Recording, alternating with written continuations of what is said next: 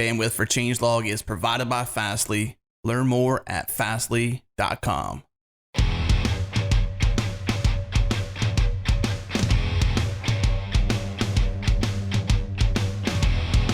Welcome back, everyone. This is the Changelog, and I'm your host, Adam Stacoviak. This is episode 234, and Jared and I talked to Pia Mancini, one of the co-founders of Open Collective. We talked about her background and where she came from, her passion around upgrading democracy, what Open Collective is, how it works, how you can support your favorite open source communities, but more importantly, how you can take part and start your own collective. We had 3 sponsors today: GoCD from our friends at ThoughtWorks, TopTal, and also Rollbar. First sponsor of the show is our friends at ThoughtWorks, promoting their awesome open source continuous delivery service called GoCD. GoCD is an on-premise open source continuous delivery server that lets you automate and streamline your build, test, release cycle for reliable continuous delivery. With GoCD's comprehensive pipeline modeling, you can model complex workflows for your team with ease, and the Value Stream app lets you track a change from commit to deploy at a glance. The real power is in the visibility it provides over your end-to-end workflow, so you can get complete control of and visibility into your deployments across multiple teams. To learn more about GoCD, visit gocd.io/changelog. Once again, gocd.io/changelog. For a free download. It is open source. Commercial support is also available, and enterprise add-ons as well, including disaster recovery. Once again, gocd.io/changelog. And now on to the show.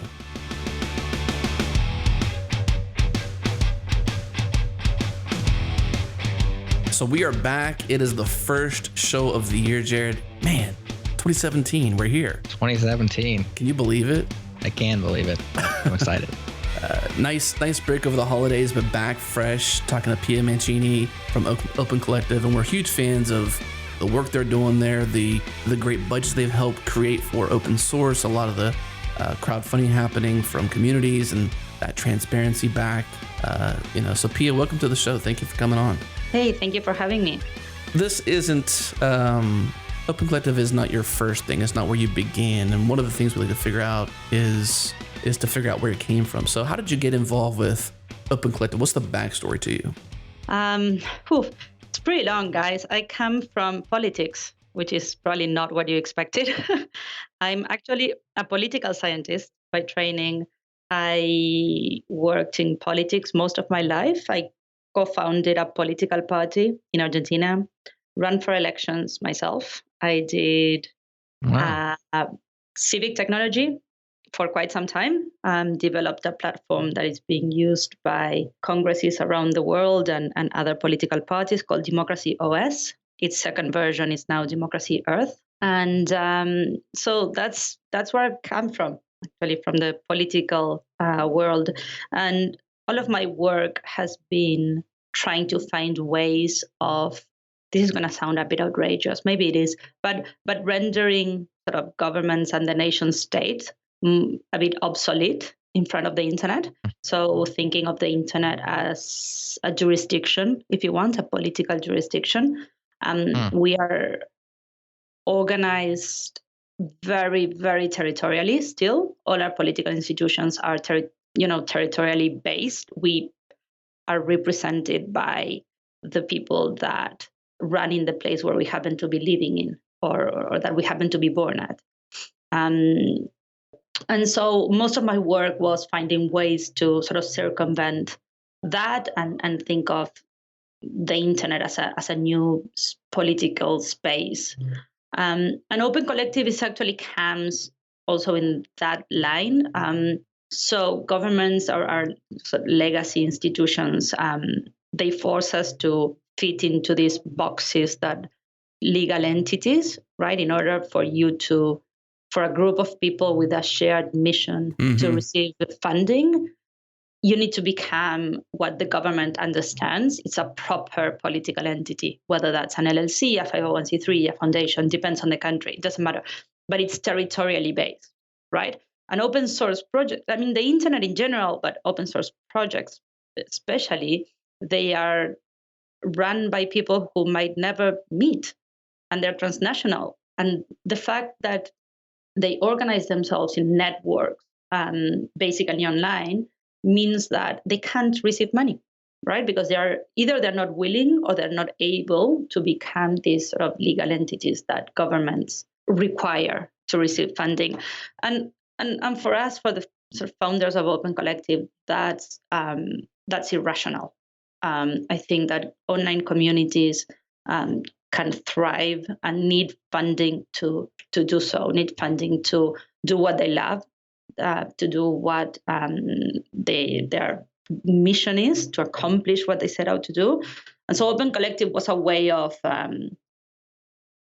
creating some sort of, what in my mind is like a browser on top of governments for all of these online communities to be able to receive funding without having to create a legal entity and have a conversation about who's the owner of something. It's like asking who's the president of the internet. It's insane. Mm-hmm. And so, yeah, that's sort of the path towards what I'm doing now. So back in 2014, you gave a talk. Was that too long? You gave it. No, that wasn't too long. It just opens up. You opened up so many cans of worms there. Yeah. I'm just not sure which one I want to bite into first. But I was thinking back to a little bit, a note we have about a TED talk you gave in 2014, which was quite well received, to the tune of 1 million+ views. How to upgrade democracy for the internet era. So what you just said there to us, is that kind of the nut of what this talk was about, and kind of your mission to kind of recreate or replace governance for the internet? More than replace, I would say redesign. Like the talk that I gave was about how we can use, the way I see it is that politics is trying to solve today's problems with yesterday's tools, which is not a phrase of mine, it's Marshall McLuhan's. But so that's pretty much what we are trying to do, right? We are trying to navigate a world with a very, very dated map. And so my proposal was how we can use technology to upgrade our political institutions, to redesign our political institutions in a way that are more in sync with how we organize today as a society. So the fact that our representatives are, so what we do now is we essentially sort of outsource our thinking, our decision making, our citizenship on a group of professional citizens for 4 years or 6 years or, really long periods of time for every topic, for everything, and based on on where you are living. And I think that sort of kind of vertical representation needs to be redesigned. And what we propose with Democracy OS and now with Democracy Earth is sort of a horizontal kind of representation where you get to assign your trust on different people for different topics, for different periods of time. So technology allows us to have a much more sophisticated, dynamic, fluid representation that emerges social leadership, that again, it's not territorial. Like it really blows my mind that I'm only represented by Argentina in sort of, the world, just because I was born there. Like maybe I'd rather have, I know, you, Adam, represent me on certain issues. And why can't you do it just because we weren't born in the same territory? That really blows my mind. Like I think that needs to be redesigned urgently. And that was what the talk was about. So it's interesting because you're coming at this as a politician, or at least as a political scientist. Political scientist and one who's ran for political office. So I would consider you a politician in that sense. It seems like to upgrade the system, you have to engage the system. I don't know. It just seems like such a huge war to fight. And are you trying to upgrade or you said circumvent and then you said upgrade? I'm just trying to understand. Thank you for that. And that's exactly what happened. That was exactly the path. So in 2014, the talk was about upgrading, and the political party and the running for elections and all of that was about engaging with the system and kind of hacking it, kind of rewiring, right? Like grabbing what was there. And that was Democracy OS. That was the first version of the platform. And that was everything I've done until probably 2015. And then the second phase that we started with Democracy Earth is when we decided it was just too hard. It was almost impossible. We were trying to get a system that it's entrenched, that it's closed, and we were trying to get power to devolve power, right? Right. And so the next sort of stage is, or what we are thinking now, is how we can create an alternative system that renders the existing one obsolete. So Gotcha. Democracy Earth, that is the second version, and Open Collective, what are trying is to say, look, you know what, guys, we're not going to fight against government or nation states. We're just going to build on another level of the stack, on a level on top. And so Democracy Earth is a decision-making platform that runs on blockchain, so uses Satoshis for voting and liquid democracy protocols. An Open Collective is what it does is like essentially we are creating a platform on top of which people around the world with a shared mission can do what they want and get funding to do it. And then there's a platform underneath that allows them to do that. And the platform connects with the governments. So we do the bookkeeping, we do the taxes, we are sort of compliant, but we sort of the platform, not everyone else. So it's like abstracting all of that friction for everyone else. That's sort of our way of circumventing, if you want. Gotcha. Rewiring, I like that. Rewiring is a good concept because, a lot of times we want to get in there and tinker. And in many cases, like in your TED Talk, you talked about how you had to work so hard to get to a certain level in politics or to be a politician. You had to work so hard to get to the seat at the table, basically, to influence decisions. And I can see where Open Collective rewires things to give the power back to the people to unite and organize while the platform itself engages as needed and is compliant with the necessary local governments. Exactly. It just doesn't make sense that if you have an open source project, you need to do all of that yourself. Right. We need to be able to abstract all of that friction for communities around the world. And it's not only open source. Like think about unions, for example. This is one of the things that I'm most passionate about, and one of the reasons why Open Collective is so important to me. Like now we have algorithmic companies like Uber, for example, right? That they are at this transnational level. They are the same interface for everyone around the world. But then their contractors, their drivers, they are still siloed in the nation states. They're siloed in the governments. There's no reason why we can't have a union of drivers from Mexico, the United States, and Canada, for example.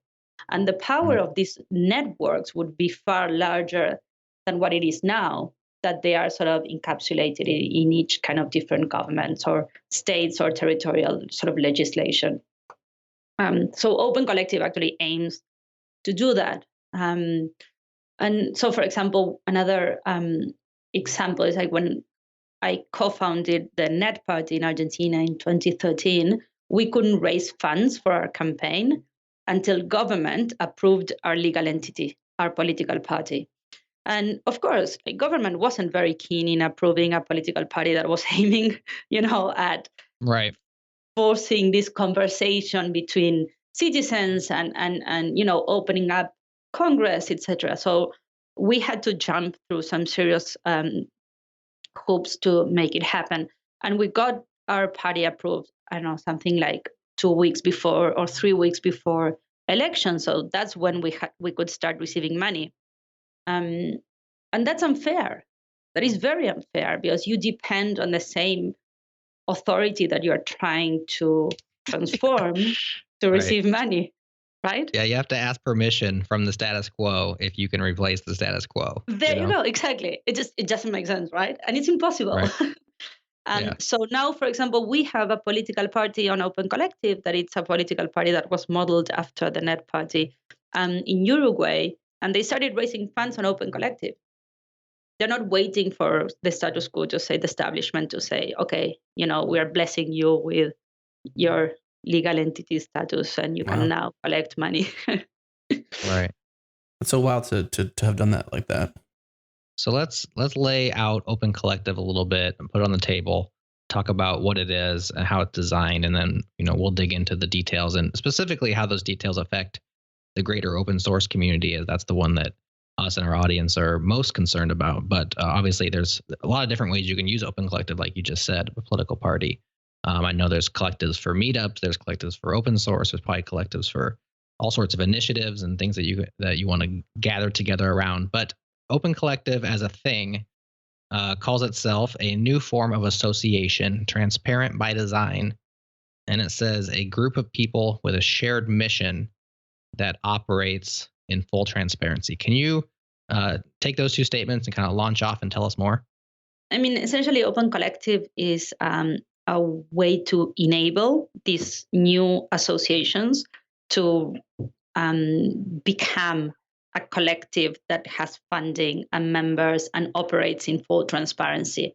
So to bring it to the open source community, if you have an open source project for which you'd like to receive funding for, and you have maintainers from all around the world that they might or might not have met, they can now become a collective, become an entity without needing sort of any sort of government permission, and start raising funds on this platform. And it's transparent by design, because the only way of for this collective for the collectives in general to receive funding or get money out of the system is by doing it on the platform, and everything gets recorded. So it's transparent by design. We think that the conversation about money, especially in volunteer communities or open source communities, it's a very tricky issue.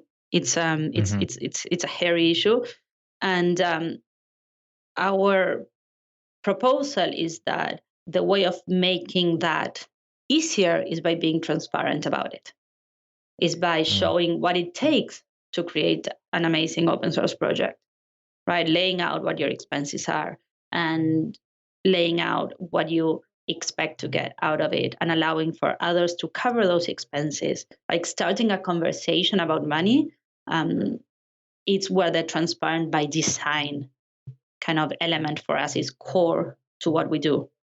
So transparency in terms of the purpose of the collective, as well as the financial needs of the collective, and then all the way to the use of those. So the expenses paid or the labor, however you end up using the money, is all publicly available information. Yes, exactly. Yeah. And because we genuinely believe that a big part of why it's so hard to talk about money in these kind of communities is because it's always a bit hush. We're always a bit guilty of, asking for money, or ashamed to do it.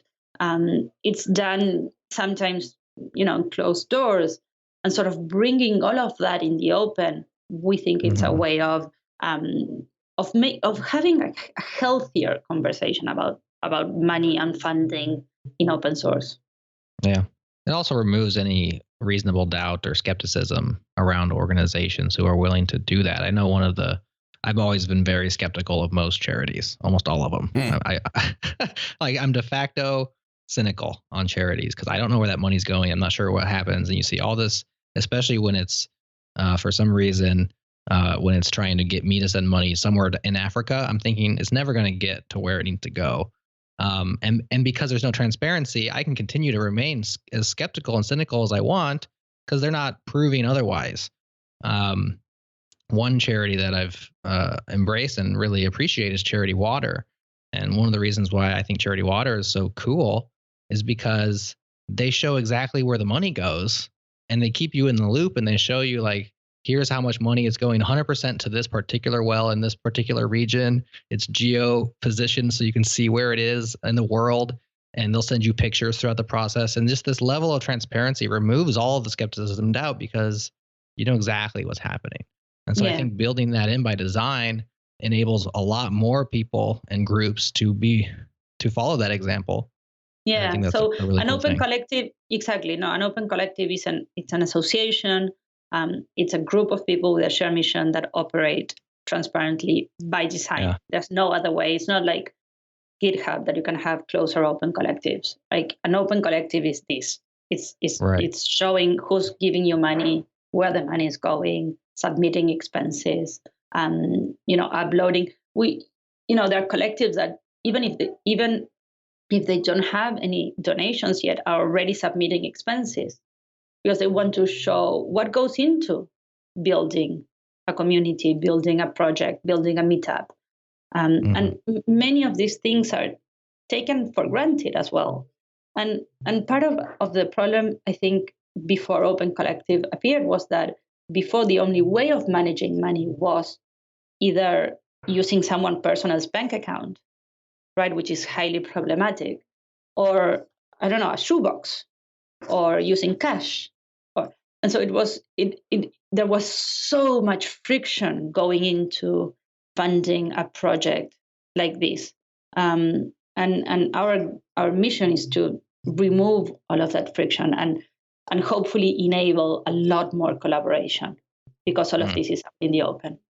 Well, I think that sets the stage pretty well. We have a bunch of questions about Open Collective, how it works, the repercussions, and what all the different details mean for us and for the open source community and anybody who's either engaging it as a collective or trying to join one. So let's take up our first break, and we will talk about those things right after this. I talked to Daniel Reed, head of design at TopTal, about their new expansion into TopTal Designers, doing for designers what they've done for developers. We talked about why TopTal works for designers, and this is what she had to say. As a designer, or as any kind of creative person, the big overarching question is always like, how can you find inspiration?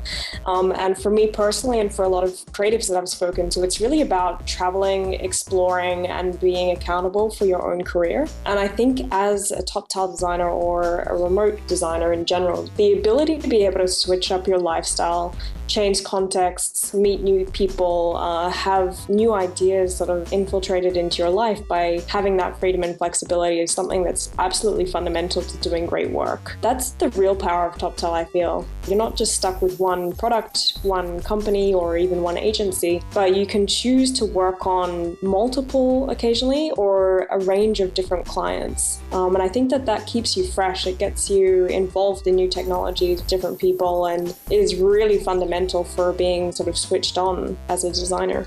All right, that was Daniel Reed, head of design for TopTal. To learn more, go to toptal.com/designers. That's TOPTAL.com/designers. Tell him Adam from the Changelog sent you. And now back to the show.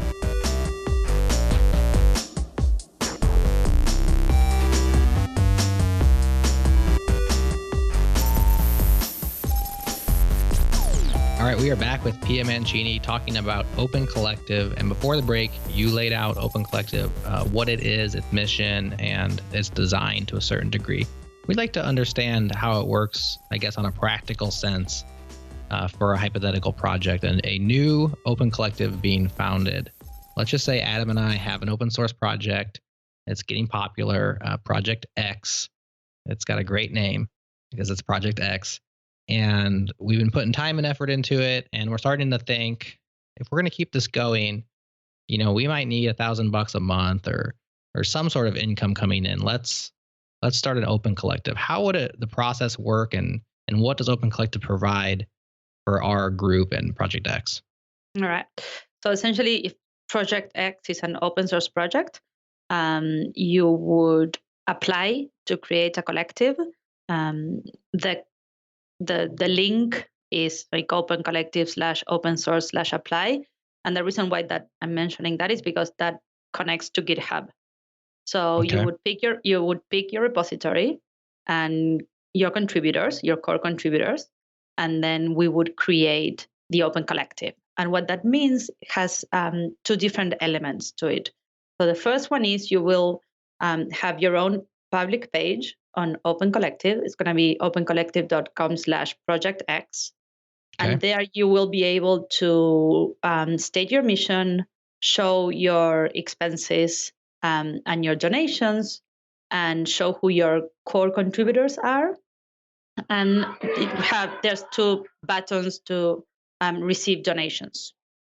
Now, the second aspect of it is where the money goes. So once you guys have this set up, and someone wants to come along and says like, oh, I love Project X, I want to give them $100 per month.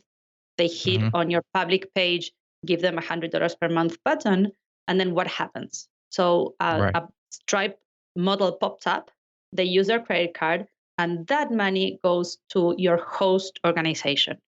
In this case, the host organization for open source projects at the moment is Open Collective. But it can be another organization that acts as the host. So, for example, the Ruby projects on Open Collective are not hosted by Open Collective, they're hosted by Ruby Together. All the Docker meetups are hosted on Docker themselves. That What's means the host, like, what does the host do? Exactly. So the host role is to receive those funds, those supports earmarked for you, so in your name, and holds that money for you. And then when you, for example, submit an expense, say, for example, you have your hosting costs, you submit that expense on your Open Collective page, and the host organization reimburses you, pays that expense for you. That's the role of the host, of receiving funds for you and then paying for your expenses.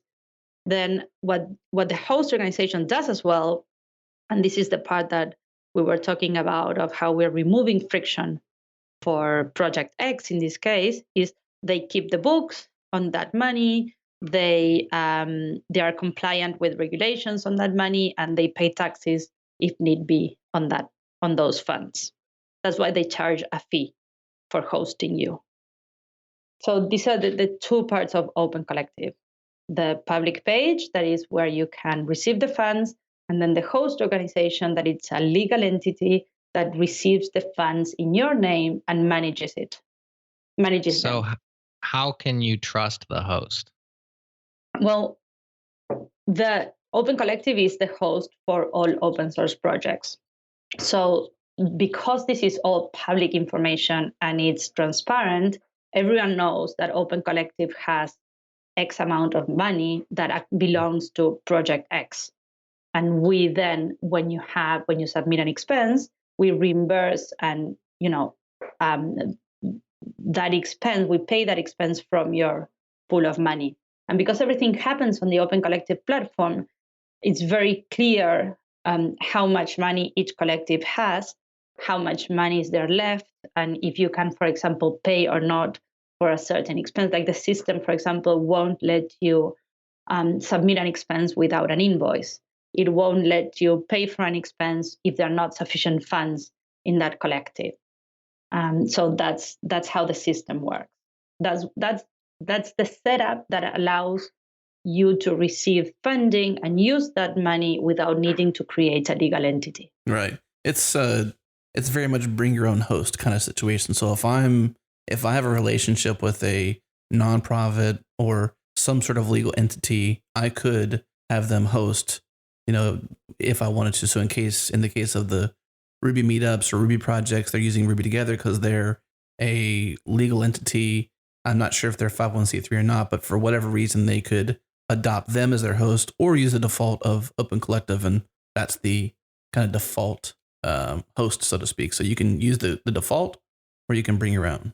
That's correct. So, for example, Women Who Code, it's a 501c3. It's a very large organization, and they have local chapters, like local Women Who Code around the world, and all of those sort of local networks are on Open Collective, and the money is hosted by Women Who Code 501c3. It's not hosted by us, by Open Collective.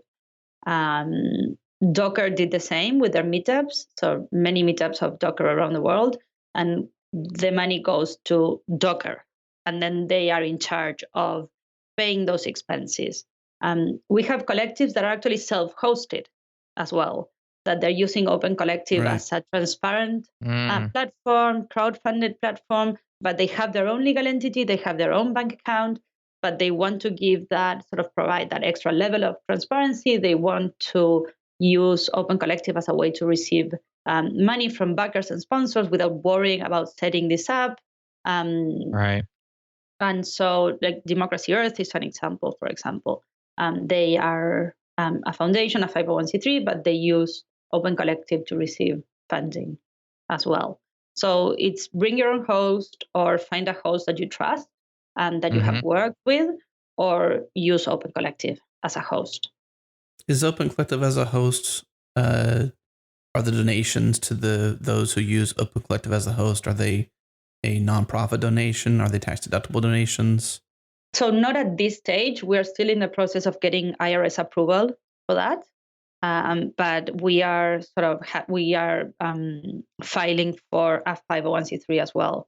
So the idea is that the foundation, the Open Collective Foundation, is going to be the host organization for all open source projects and other kind of meetups and other kind of collectives that they're non-for-profit or have charitable purposes or have social impact. And that's going to be completely removed from Open Collective, the company that's managing the platform.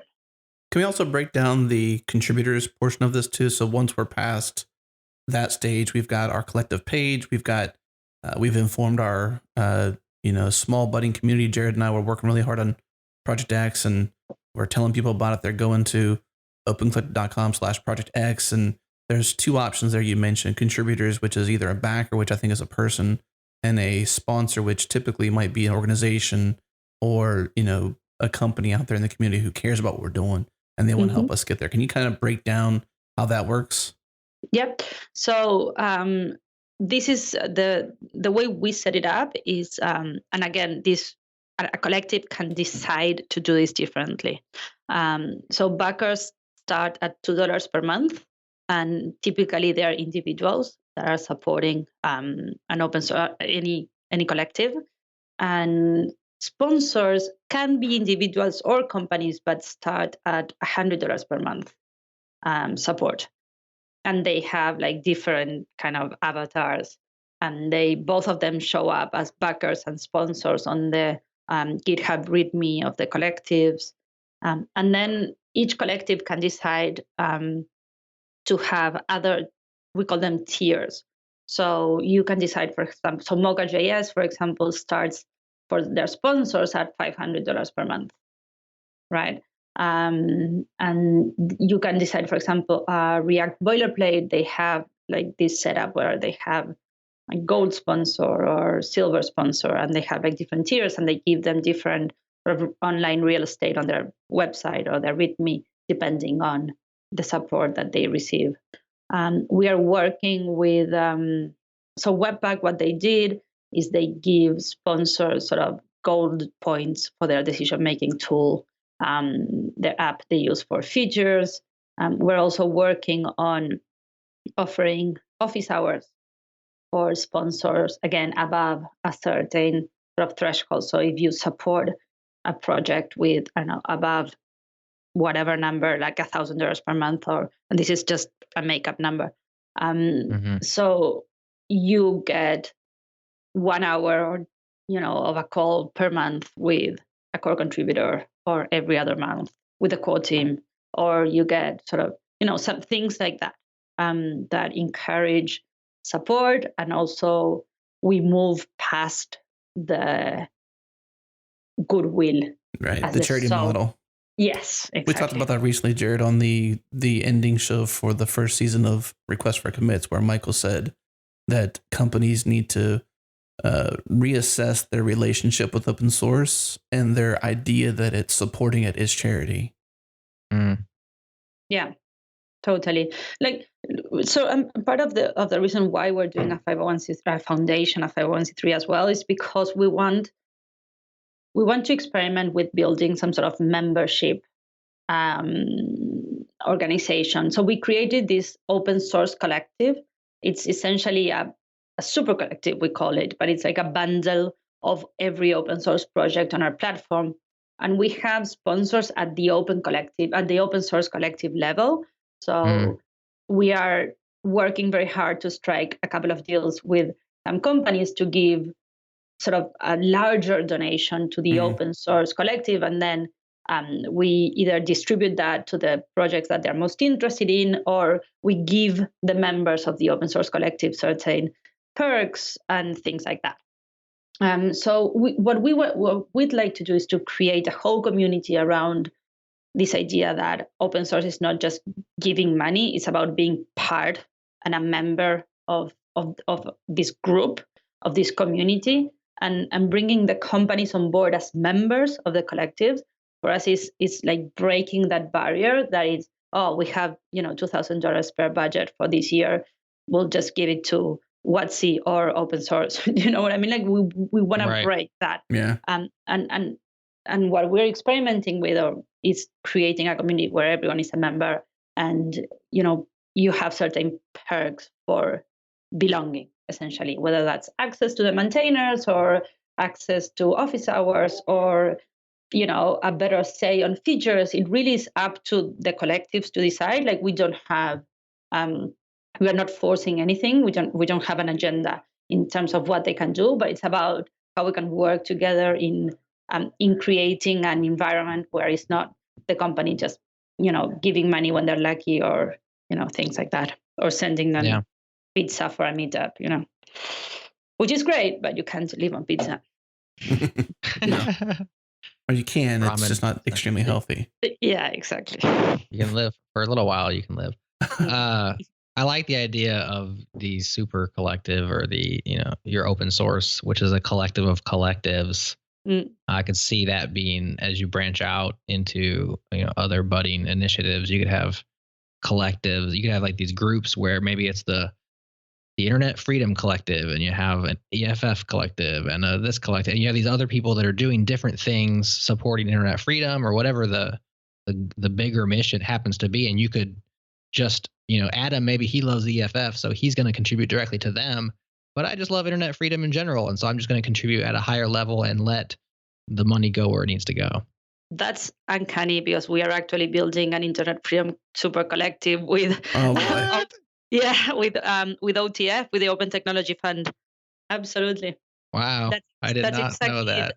Yeah, I thought you had seen it. No, I just was thinking that would be a good use case, so I guess I drilled it.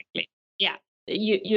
That's exactly it. And so building these sort of super collectives, and the Internet Freedom Collective, it's a great example. So all the projects that OTF funded, or they can't fund for a certain reason, but they would love to fund.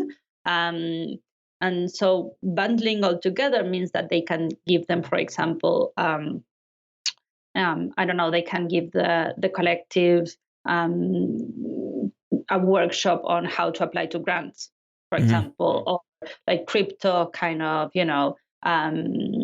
teaching of some sort, or and others, and kind of perks that make sense at that sort of level. It's about sort of mutualizing resources for certain groups. So yeah, that's super interesting when I think so. I'm not sure if we put it out there yet, but I know in the break we did ask you how long Open Collective has been in place, and you said this is 2017 now. So in 2016, you founded in February. Is that right? Or was it 2015? Yeah, no, 2016. Okay, so we're not even a year into this thing.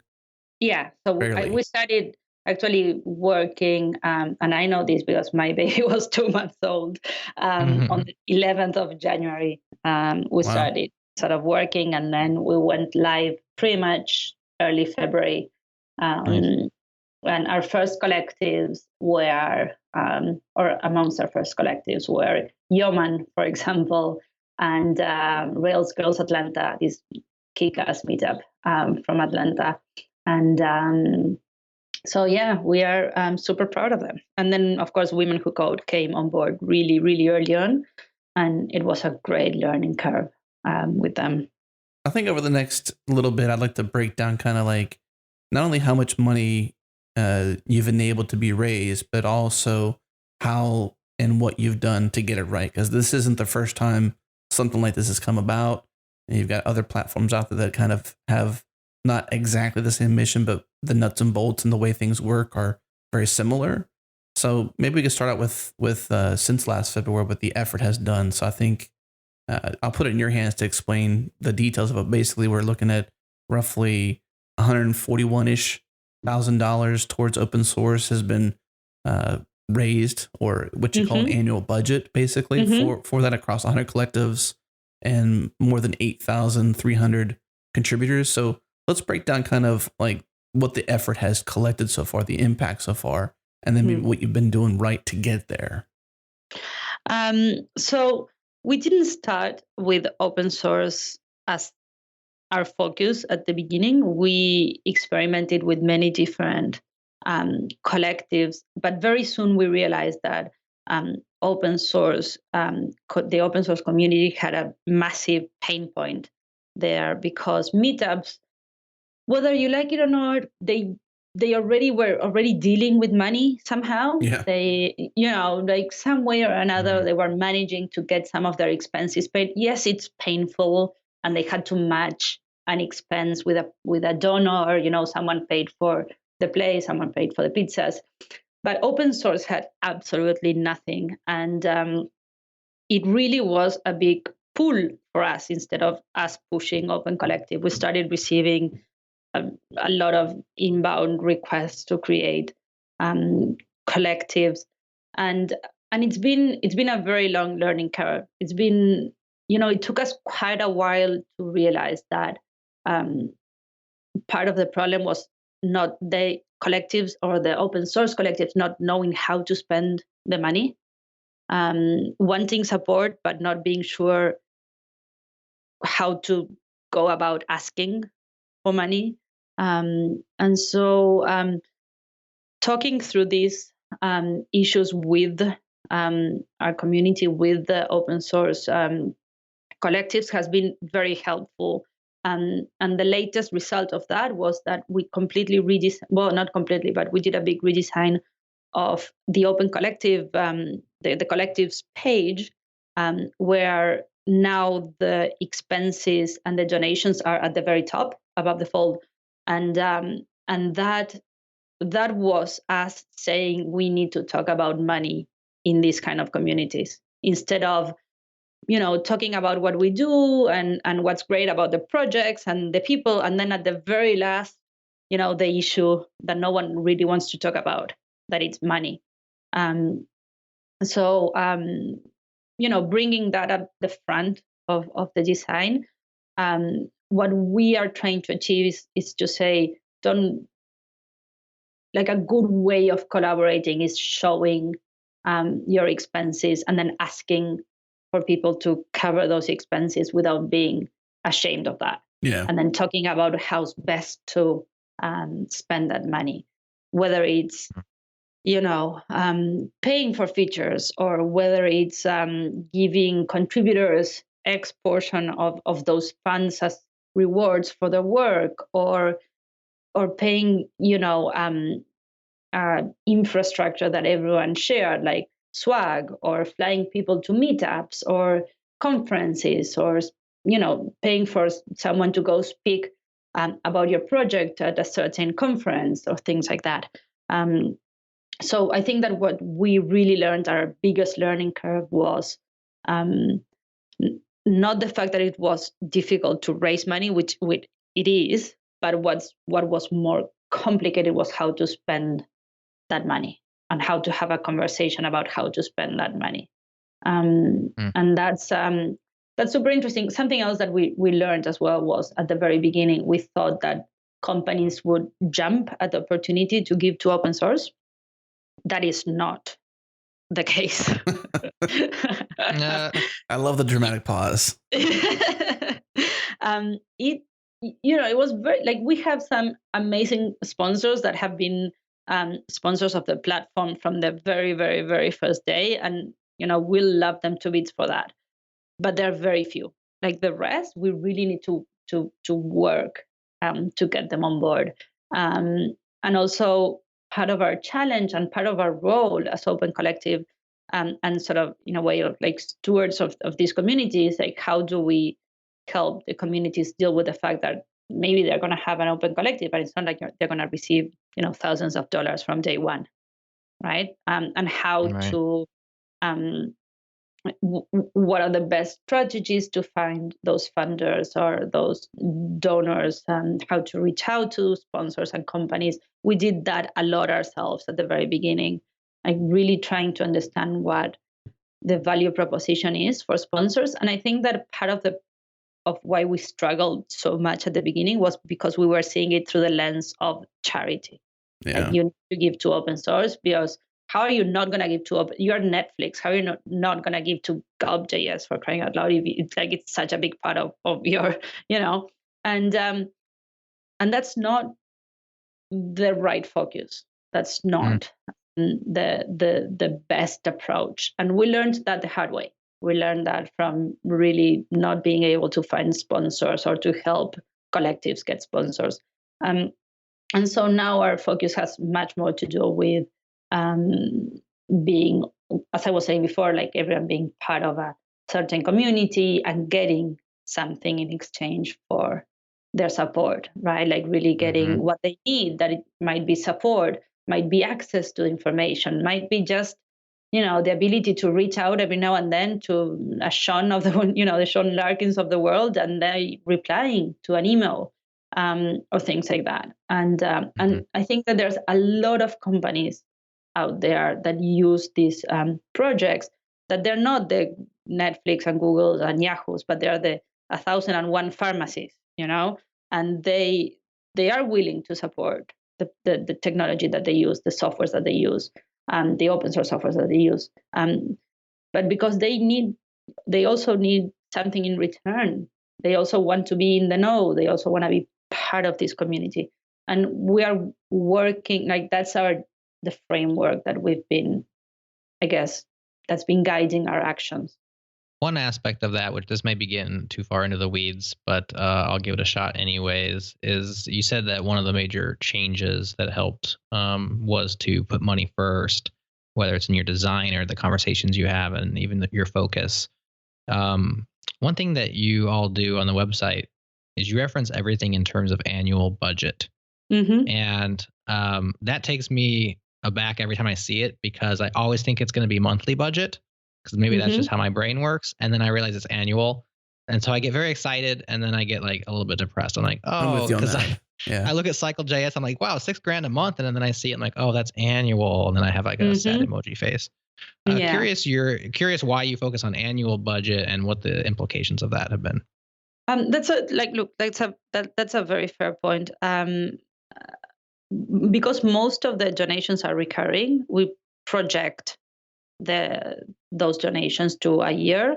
And I think that organizations need that sort of previsibility of where we're going to be a couple of months down the track, where, what do we have to work with during a whole year. And I think that's very healthy to start thinking about these groups as organizations, as collectives that have, like a proper, they know exactly, they know sort of what they're going to have in 4 months down the track. So what features can they build now, et cetera, et cetera. So that was the goal of having the annual budget. When we redesigned the page, we put the monthly budget as well, the available budget there as well, for that number to be sort of readily available. So you can see how much they have to spend for the year, but they also see how much they have right now. And so that's a way for us, what we're trying to do is to incentivize more backers and sponsors for these collectives. And it's I think design, behavioral wise, it's a tough call. Like on the one hand, you want to show that a collective is successful because, that brings more donations. But at the same time, you don't want to show like you have too much money, because then they're like, oh, I'm not going to give to these guys. They already have, all of this money. So, we should probably do more testing on how our the backers or potential backers or sponsors feel when they see one number or the other one. If you see that a collective has $400, you might not be very inclined to support, because you think that whatever you have to give might not really make a difference, or they're not going to be sustainable anyway, kind of thing. So we were also trying to avoid that. The bigger number is always more exciting, as Jared has clearly stated that he gets really excited with the bigger number, and the smaller number could, he gets the sad face emoji whenever he sees a smaller number as opposed to the original bigger number. Maybe I missed it, but what does the annual budget number consist of? Is it the expected donations, or is it actually something where the team behind Project X or Webpack or whatever has gone and said, okay, we have these expenses, now let's raise towards those expenses? No, it's the projected donations. Okay. And then you also show funds available, which means that they're going to potentially, they're projecting 33, I'm just using Webpack as an example, $34,000 a year in annual budget. And right now they've got just a little under $14,000 of funds available. Correct. So that's what they have to spend right now. Right. Okay. Yeah. And so they can submit expense. I mean, they can submit any expense that they want. And we actually encourage them to submit all their expenses, regardless of whether they have the funds to cover them or not. We're soon going to we're going to do this feature where I can say, we are spending, I'm paying out of my own pocket for Project X, $100 per month for whatever service. Please help us cover it. And so someone can choose to either make a donation to the sort of larger pot, or can decide, okay, I'm going to just cover your hosting costs, or I'm going to cover your, rental of the mic for your podcast, or whatever it is. I want to give them like certain things. That's what I was thinking. Like, is the budget based on, like, as Jared said, it's kind of weird why you use an annual budget and then also call it a budget versus donations or some other term for it, where I can like go and list out, well, we have hosting, we have meetups once a month. So there's a certain number that takes to create that meetup. We've got a swag loader going in place. We got this person going here to spread the news and evangelize. We've got this person going there to give a talk at their local meetup. There's expenses associated there. They kind of add all those up and make a budget. But it seems it's the opposite, which is... It's like a double entry. Like sometimes, you know that you have a grant, for example, and so you decide how you better allocate those resources. Or you have, this is how much I have to be, because if you don't know, if you have more money than you thought, or if you have less money than you thought, you might sort of allocate your resources differently. So what we want to give the collectives is an idea of how much money they're going to have for the year, so they can plan better and create a better roadmap. But they can also list all their expenses and encourage people to cover each of those expenses in particular. Right? Because if you only take these are my expenses approach, then I think that you'll tend to be, there are things that you might not include because you'll never think you get the money to do. But it doesn't allow you to dream bigger either. I wasn't advocating one way or another. I was just trying to figure out how it broke down, because on one side of my brain, I'm thinking, okay, it'd be nice to actually set a budget because it's true. It's what I or the organization needs to do what we're trying to do. And on the other side, it's like, well, if we dream a little bit bigger, maybe we can, do a bit more and fly somebody somewhere versus do a teleconference, for example. So gives them a bit more legs there. And what I think is beautiful about this conversation is that now open source projects can do that, and that's where I feel like this sort of warm, fuzzy feeling of we're doing a great thing for this community, because you can now plan like that. You can have your budget. You can dream bigger. You can stop worrying about other things. Maybe we're definitely not at a point where maintainers can get fully paid for their open source work. I would absolutely love to take Open Collective there, and that's what I work for. But at least we are now having a conversation about, all right, we have this money, how are we going to use it, better? What are our costs? And that keeps open source sort of more sustainable for the future, because these conversations is how you build stable, long-lasting organizations. Yeah. Well, it goes back to what Jared said earlier, how he's just naturally cynical towards a situation like this, where if you open the transparency up like that, you remove the assumptions. And like you said also, that this is something that the open source community hadn't really had at their fingertips, to have a decentralized way of basically collecting money and not having Jared or me be the caretaker of that money. It's removed from us, so there's a lack or a potential, hopefully a lack of foul play, I guess, or what do you call that? The word friction. I was thinking more like corruption. Corruption. Yeah, that's the word I was thinking of, and I lost it. So the lack of corruption on how the money, because that's the biggest problem is that you come in with this lack of trust, and then the other side of that is that open source hasn't had this. You haven't been able to collectively organize a group without having a political or legal entity, as Pia mentioned earlier. Now you have a way where you can, and you can be transparent about it. So there's trust. That's like a new foundation to build upon that hasn't been there before. So the overarching point we're trying to all get here, I think, was like figuring out what you had done well versus other platforms. I think that's clearly a good example of, getting to a realization of how important transparency is. Yeah, especially in a world where you might not know ever, meet the person you're working with, right? Maybe we have collectives that they've never seen each other, and so getting to trust each other, it's as you say, it's very difficult. And being transparent about it, it's as important towards the backers and the sponsors as it is towards your own community and the members, your fellow core contributors.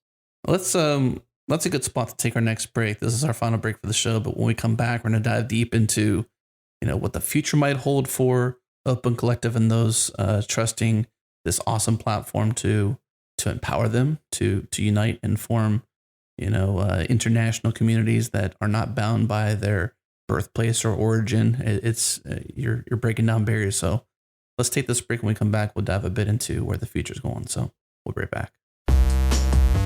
Rollbar puts errors in their place. Full stack error tracking for all applications in any language.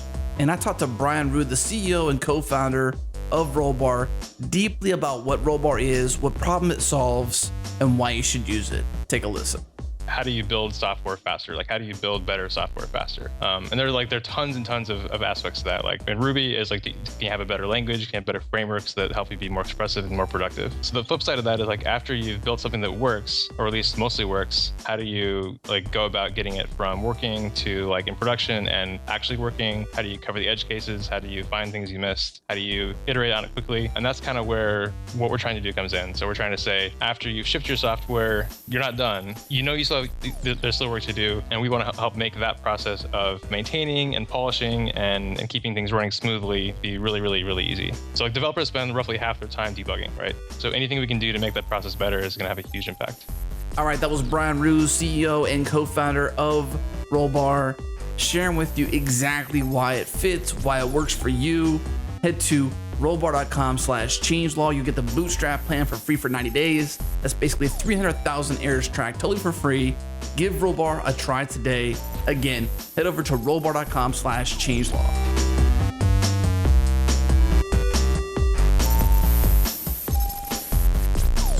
All right, we're in the last segment with Pia Mancini, talking about just in general funding open source through Open Collective, a lot of different ways to decentralize how you give to an organization that doesn't need a political backing or a legal entity. And Pia, we talked about a lot of fun stuff in this conversation, but to wrap it up, let's talk about portions of this blog post you wrote recently on Medium. It's titled 2016 on Open Collective and what's in the works for 2017. I'm more interested in the 2017 part because we've kind of covered 2016 so far in this conversation, but what happened, what's coming up that people may not be aware of? So, we're going to be experimenting with a couple of things that are all going towards our goal of enabling communities to be financially sustainable. So the first feature that's going to be live super soon, to put some pressure there, it's gonna be being able to sell tickets for events or for any sort of conference that you're doing, and so there's, in that blog post that you mentioned, there is a link to the feature where we're having that discussion. We have a lot of meetups on Open Collective, and so we're trying to help them use Open Collective not only to receive donations, but also to sell tickets or swag or things like that for specific events. So the other sort of things that we're going to be exploring is with our common friend Justin, for example, Doffman from Sticker Mule. Yes. If we can allow for people to buy stickers from open source projects and then that money going to their open collective, like that sort of marketplace. The same with Teespring. So projects can have like a campaign where they are promoting, they have t-shirts with the project's logo. Then someone can go purchase that on Teespring, and then that money, above the cost, whatever, goes to their open collective. So finding these ways of integrating with other services that will help them be more sustainable. And also part of this effort is something that we touched upon before, this idea of office hours. So if you have sponsors that you're offering them, 5 hours per month with the core team to go through their pains and issues they're having using your software, then managing all of that can be very stressful, obviously, for the maintainers, and it shouldn't be their job. So how do we make that very, very easy for them, where they, a ticket can be a slot for an office hours as well, right? For an hour of a call. So everything that goes towards helping them manage the way they are sustainable and the way they receive more funding. That's going to be our focus for 2017, which brings me to the second issue there in the blog post, that is the sustain and conf that we were just talking about. So what we'd like to do, and this is together with other organizations, again, Sticker Mule and GitHub and GratiPay, how can we, and changelog, how can we, so having like a day-long meetup of maintainers and sponsors and, a mix of people talking about open source for the future, how we can make this last in the future. And sort of the idea of the sustain and conf is going to be quite flexible. But what we know we don't want is like having speakers or, having keynotes. We want to talk about it face to face, in real life, about what are we doing, where we want to go, how can we help the open source community reach the places they want to reach, and make these amazing softwares last and be well maintained and keep growing. So it's going to be like a large conversation about that, and that's coming up in May 2017. So very soon. Yeah, very soon. We are soon. Don't say that. So if someone's listening, where would they go to find out more? How can they submit their name to an email list or just kind of be informed? What's the best way to keep up on that? Okay, thank you for that. So in our Open Collective Slack, so slack.opencollective.com, there's a channel, Sustain and Conf. Everyone's talking there. Like that's the place where we gather. Okay. So just join slack.opencollective.com, and in there, the Sustain and Conf channel. It's a very agile unconference, moving very quickly, coming soon. I know Justin Dorfman from Sticker Mule is working on a website, so there'll be more information coming out soon. That should be a lot of fun, and a lot of good conversations will be had around sustaining open source there. You mentioned GratiPay as another person involved, or another group that's involved in that. One thing we haven't done, and GratiPay is probably the other platform that I think about when it comes to this kind of funding for projects. Just briefly, could you give us a quick compare and contrast? Like, what are the things where GratiPay and Open Collective are the same, and like how are they different? Just for a reference. Sure. I think the main difference is like our aim, if you want, our goal in life is the same. We want to make open source sustainable for the future. What the main difference is that we don't require a bank account or a legal entity to receive the funding, and we have an element of transparency about who's funding the project and where that money is going. Okay. I think that's sort of the biggest difference. Yeah. Very cool. One thing that I've been thinking this whole conversation and haven't quite asked yet, so I'm going to just lay it out there now, is you mentioned that it's in the works, and perhaps in the near future, you're separating Open Collective, the host, the open source host, which is the legal entity that is becoming a nonprofit, from Open Collective, the company that runs the platform.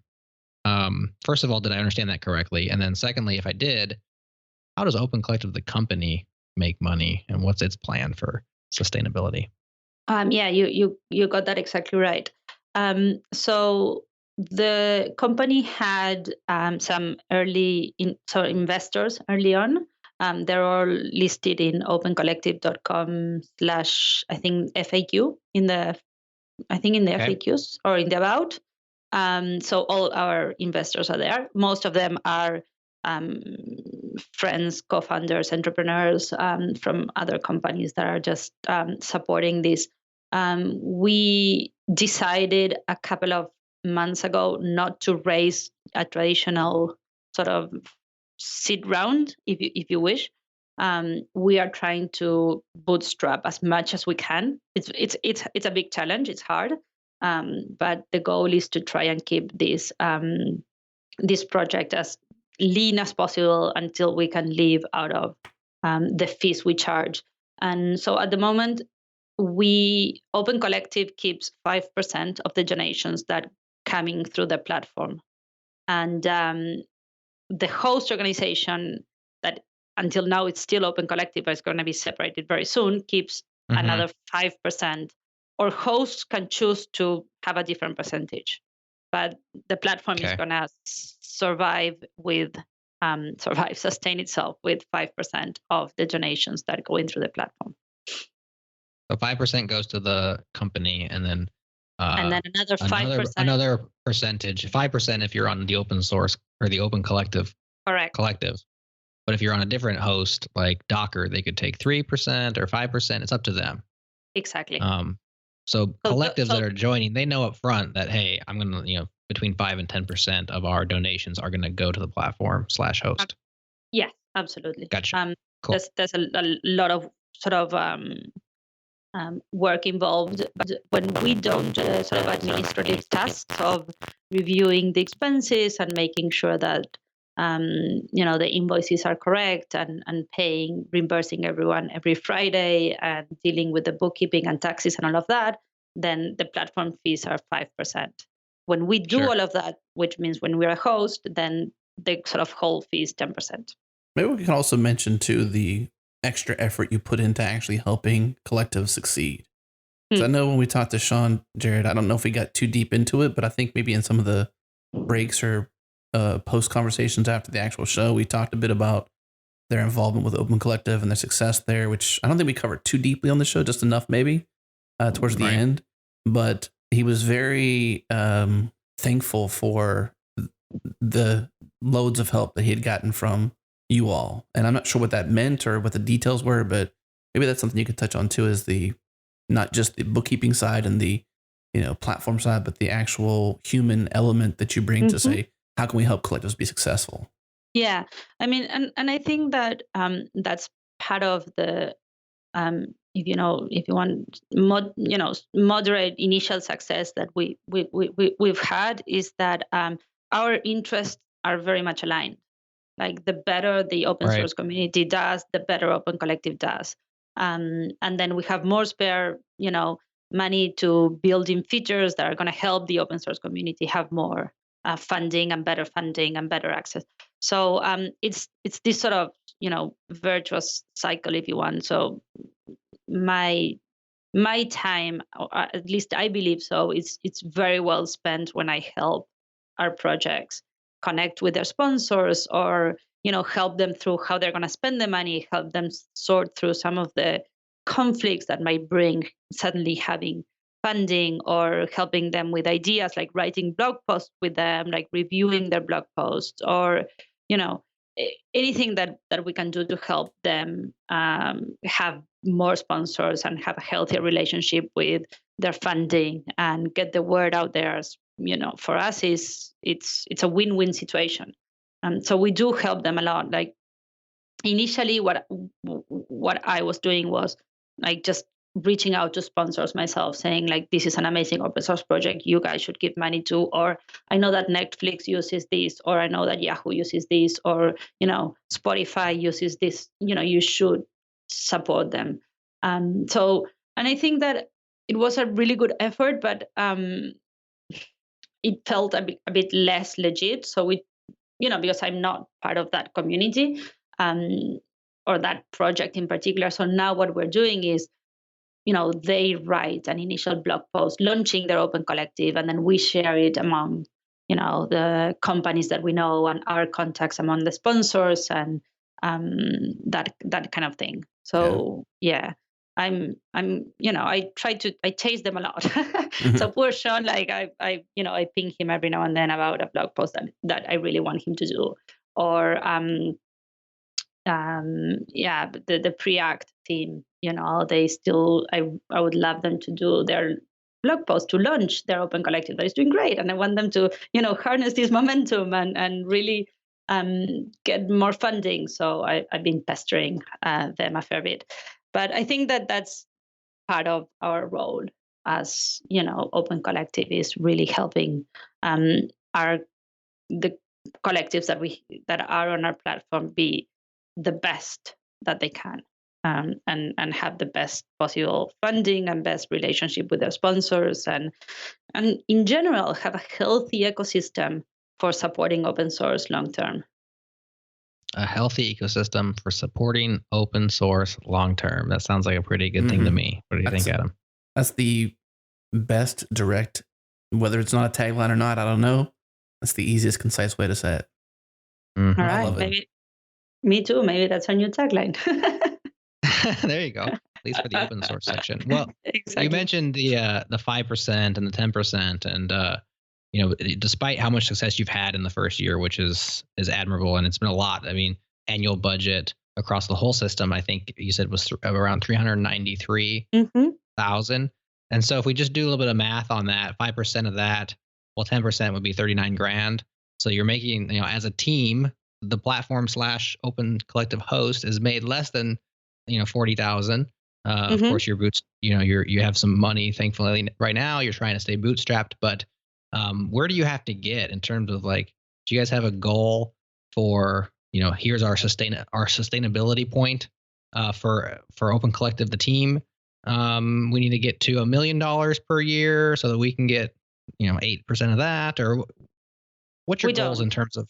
You don't. We know obviously our burn rate and how much runway we have left, and our burn rate currently is under, it would be around 30K a month, a bit under that maybe, so we know we need to hit that mark before our current funding runs out, or we need to bring more investors on board, or we need to build something that we really like to experiment with. Maybe, Open Collective being an Open Collective, which it is, but to its full extent, right? So having members and saying what these guys are doing it's really important for online communities across the board. So yes, I'm going to give to Webpack, but I'm also going to give to Open Collective. So we are running a very, very lean operation at the moment. There's 3 of us, and designer that that's a contractor. And so we're trying to really be very careful with how we spend, but we are also very, trying to be very bold in how we experiment with funding. That's something that we struggle a lot with. We do not want to go through the traditional path. And so how, whether we end up being ourselves an organization that, you could give $10 per month, right? Because you believe in Open Collective as a platform. Yeah. And so, and that might be very doable for us. So we'd really prefer that model. So if we can live on that, that's definitely what we would try to do. And experimenting is fun. We are trying to really think outside of the box in terms of new organizational structures for Open Collective. So it's fun. It's a lot of fun. It's scary, but a lot of fun. So just some quick math here based on Jared's estimate of just under 40,000, your burn rate roughly being 30K a month. You pretty much need to, at current burn rate, 10x annual budgets to get close to meeting your burn rate. Yeah, to break even. Yes, So absolutely. So like 4 million ish. Yeah. Would get you break even. Mm-hmm. I mean, if this doesn't happen, so something that I didn't mention that I think is interesting as well is the three of us took a 10-year vesting on Open Collective. So we are like a traditional sort of C Corp. But instead of having a 4-year vesting, that is the average sort of time in which your equity sort of. So we took a 10-year one because we think that this is long term. Mm-hmm. And so if we have to, find creative ways of supporting Open Collective throughout the first couple of years until we are sort of at that point, I think we would experiment with that. We are really here for the sort of long haul. And so that's also a signal that we wanted to give to everyone in the community. Like we're not building a company that you would flip and sell in 4 years. This is really, for us, it's like 10 years of our life that we decided that we want to do this at least, because this will take time, and we are more than okay with that. So if we don't meet that next year, it's going to be the next one, and we'll find ways of crossing the desert. Wow.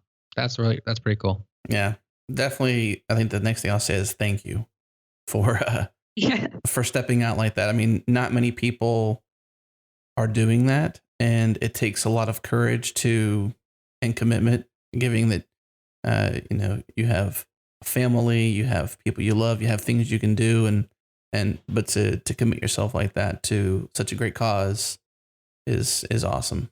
And to do it well. I mean, year one, this is year one. I mean, not even year one. It's still under year one. And even during that year, you, to your own words, weren't getting it right, so to speak. You learned the lesson of transparency first and making the communication between funding and the community and that kind of thing be a bit more transparent and be a bit more clear. And so this is what you did year one. I can't wait to talk to you next year and be like, bam, this is what happened.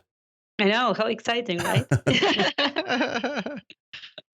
Well, Pia, anything else you want to cover? I know Jared and I had a lot of questions here, but we're getting ready to wrap up. So, I mean, I want to give you a chance to cover anything that we may have not talked about that you wanted to cover. Anything, any closing thoughts, any welcoming invitation to the community, to Open Collective, whatever you want to share here is really what this is about. So anything else you want to share before we wrap up? You guys been super thorough. Thank you very, very, very much for having me. And just to your audience in general, I really love you to go to open source, to opencollective.com/open source/apply and, join this community. I think that, as I said, the more amazing projects we have, the better we're going to get at having better sponsors, more backers, and we would love to have everyone on board, as long as you're not like Webpack that you're breaking Open Collective. But no, I'm kidding. Right, pretty much. That's the success story there. But pretty much, right? Yeah. So no, we love Webpack. They've been amazing, and it's such a great example of how this can work when everyone's interest is aligned and we are talking about the topics that we need to talk and dealing with the issues that we need to deal. And such a great project that we love them. Anyway, I also want to direct people for you, since Open Collective is open source, go to github.com/Open Collective. You'll see some various projects there. I believe your website, is just /Open Collective. Mm-hmm. So, and there's a bunch of issues there. So to the community out there listening, if you want to step in and help triage issues, documentation, things like that, that's probably a great place to get started, to reach out to the team behind Open Collective. Yeah, absolutely. We welcome every PR and support and issues and feedback. We really thrive on feedback, and so yeah, just jump in there.